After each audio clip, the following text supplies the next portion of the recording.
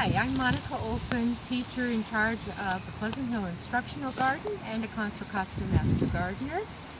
And we're here today in the garden, learning more about the garden and how to protect our environment. Monica, I have some questions for you. Can you describe some of the various types of work that you guys do over the course of a month, year, or season? Like big projects? It does depend seasonally on what we're doing in the garden. So as you might even have noticed today, this is weeding time because there's so many new young plants that are coming up in the garden. And everything that we take out of the garden we try to recycle in our compost. So we're continually composting, and that's throughout the year. But depending on what else is going on, we may have other projects, like we are renovating that kiosk structure that you worked on today too. Okay. With respect of the environment, how important is your work to you and the community that you work in? I believe that it's very important, first of all, because the school itself gets involved, and other schools, like your school, gets involved in the community, learns more about what is available in the community, and resources and treasures. And also, it's very helpful for our environment because we're helping to keep the water quality better, and water that goes down into the creek here has been percolating through the garden and been refreshed.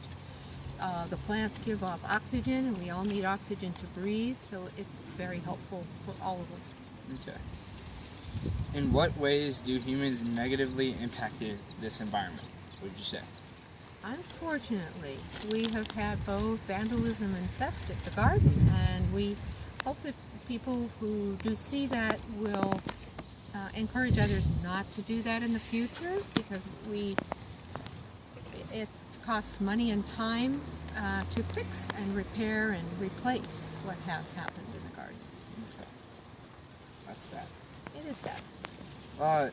Do you guys ever have trouble with the animals destroying any of the plants or like the property? Well, most of the animals that we're trying to attract, because it is also wildlife habitat, are birds and butterflies and other insects. So we're very happy actually to see them. So when you sometimes think of plants being impacted by pests, we don't have that problem, because with being a habitat, all of the pest type critters like the aphids get eaten by the ladybugs, so we don't have that typical problem by animals we want in the garden. Oh, that's actually pretty cool. Mm-hmm. And what is the biggest way you think you are helping the environment by running this garden?